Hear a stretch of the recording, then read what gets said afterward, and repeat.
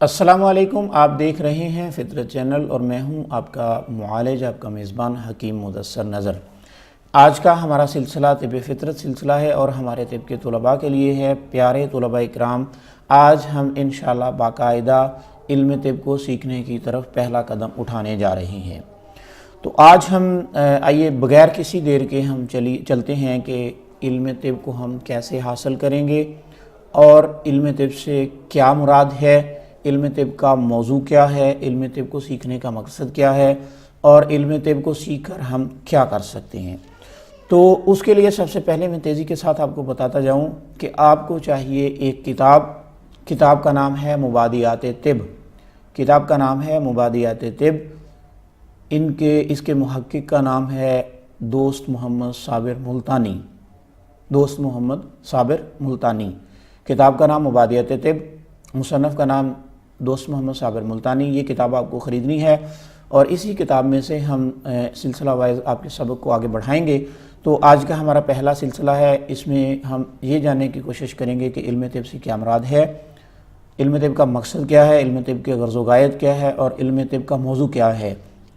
ہمارے سارے سلسلے تقریباً 15 منٹ پہ مشتمل ہوا کریں گے۔ آپ کے لیے لازم ہے کہ سلسلے کو شروع سے آخر تک دیکھیں تاکہ آپ کے سامنے طب کے جو بنیادی اسرار و رموز ہیں ان کو سیکھنے کے لیے آسانیاں میسر آ سکیں۔ تو آئیے چلتے ہیں آج کے ہمارے سلسلے کی طرف۔ تو سب سے پہلی بات یہ ہے کہ علم طب کی تعریف کیا ہے۔ تو اس میں ہم عرض کرتے چلیں کہ علم طب اس علم کا نام ہے جس کے ذریعے انسان کے حالات صحت اور حالات مرض کا مطالعہ کیا جاتا ہے۔ یعنی کہ ہوتا یوں ہے کہ انسان اس کائنات کا مرکزی کردار ہے اور پوری کائنات کے سارے انتظام و انصرام اسی انسان کے لیے ہیں۔ انسان اس کائنات کا مسافر ہے، یہ زندگی گزار رہا ہے اور صحت مند زندگی گزارنا اس کی اولین ضرورت ہے۔ اگر یہ چاہتا ہے کہ یہ ساری کامیابیاں سمیٹے، ساری کامیابیوں کو حاصل کرے تو اس کے لیے صحت مند رہنا ضروری ہے۔ اور علم طب کیا کرتا ہے، اسی عنوان پہ بحث کرتا ہے کہ انسان کی صحت کو ہم نے کیسے قائم رکھنا ہے۔ یعنی کہ علم طب میں ہم سیکھتے ہیں کہ مرض کیا اور صحت کیا ہے، اور اس کے بعد آتی ہے باری کہ علم طب کا موضوع کیا ہے۔ تو علم طب کا موضوع حضرت انسان ہے، یعنی انسان کے متعلق ہم جانتے ہیں، اس کے علاوہ دیگر جاندار بھی ہیں لیکن سب سے بنیادی طور پہ جو ہم بات کرتے ہیں وہ انسان ہی کی بات کرتے ہیں، ساتھ ساتھ میں دیگر جانداروں کی بھی بات کرتے ہیں۔ اور اس کا غرض و غایت کیا ہے کہ انسان کی صحت کے حالات کو جانا جائے، یہ جانا جائے کہ اس کی صحت کی حفاظت کیسے کرنی ہے، اس کی صحت ہے کس حالت میں، یعنی کیا یہ صحت مند ہے یا نہیں ہے، یعنی صحت کو جانا جاتا ہے کہ صحت کیا ہے۔ اس کے بعد انسان کے ساتھ اس کو جانا جاتا ہے کہ آیا انسان اس وقت صحت مند ہے یا نہیں ہے۔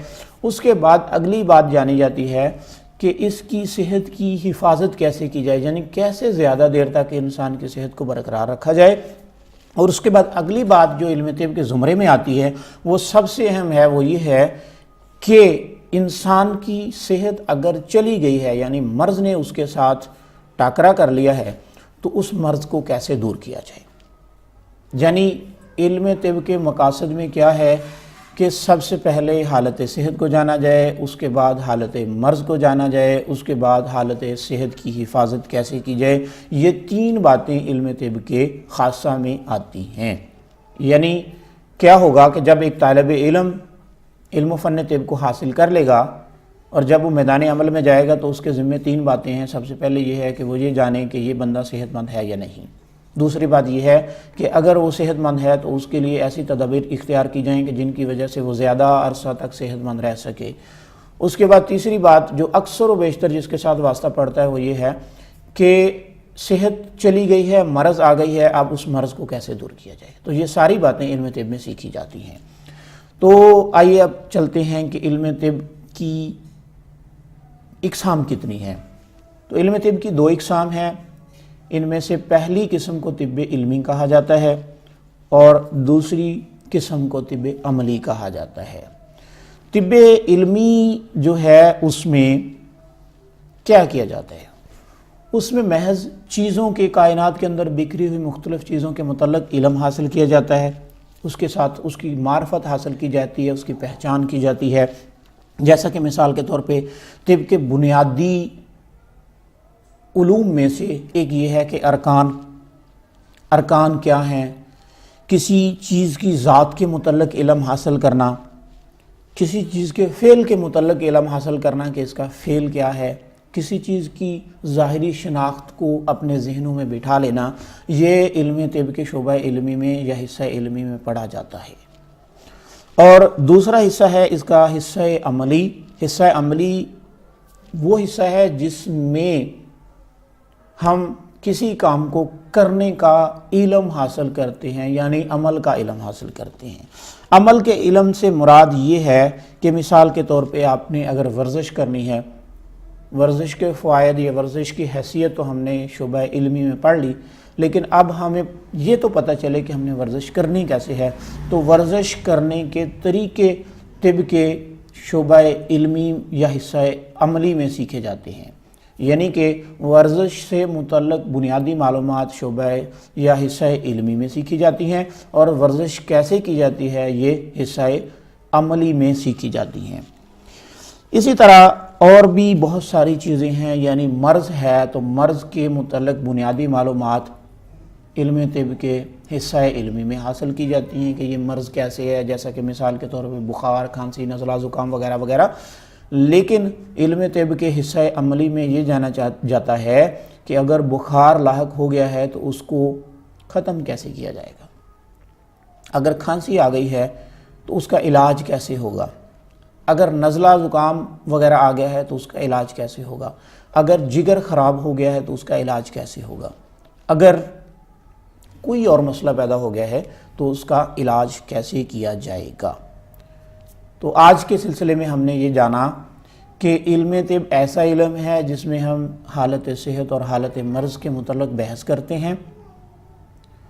علم طب کی غرض و غایت یعنی اس کا مقصد یہ ہے کہ سب سے پہلے صحت مند حالت ہے تو اس کو جانا جائے کہ صحت کیا ہے، پھر صحت کی حفاظت کیسے کی جائے گی، یعنی زیادہ عرصے کے لیے کیسے اس کو صحت مند رکھا جا سکتا ہے یا صحت کو قائم رکھا جا سکتا ہے، اور تیسری بات یہ ہے کہ اگر صحت چلی گئی ہے اور مرض آ گئی ہے تو مرض کا علاج کیسے کیا جائے، یعنی مرض کو ختم کیسے کیا جائے۔ تو یہ 3 موضوعات ہیں جو علم طب میں ہم سیکھتے ہیں، اور علم طب کا مقصد یا مرکزی کردار انسان ہے، گو کہ دیگر جانداران بھی ہیں، لیکن اس میں مرکزی کردار انسان ہے کہ یعنی کہ انسان کی صحت کے متعلق ہی زیادہ کوششیں کی جاتی ہیں۔ اب آگے چل کے ہم جانتے ہیں کہ علم طب کی قسمیں کتنے ہیں۔ علم طب کی 2 قسمیں ہیں۔ پہلی قسم کا نام ہے طب علمی، دوسری قسم کا نام ہے طب عملی۔ طب علمی میں ہم بنیادی علم حاصل کرتے ہیں، مختلف چیزوں کے، مختلف بیماریوں کے، کائنات کی انواع و اقسام کی اشیاء کے متعلق بنیادی علم حاصل کرتے ہیں، یعنی یہ جانتے ہیں کہ یہ کیسے ہے، کیوں ہے، وغیرہ وغیرہ۔ تو علم طب کا جو شعبہ یا حصہ عملی ہے اس میں ہم یہ جانتے ہیں کہ جو ہم نے پہلے علم حاصل کر لیا اس پہ اب عمل کیسے ہوگا۔ تو امید ہے کہ اس بات کی آپ کو سمجھ آ گئی ہوگی۔ فی الحال اس سلسلے میں اتنا ہی، اگلے سلسلے میں ہم انشاءاللہ مزید وضاحتوں کے ساتھ حاضر ہوں گے۔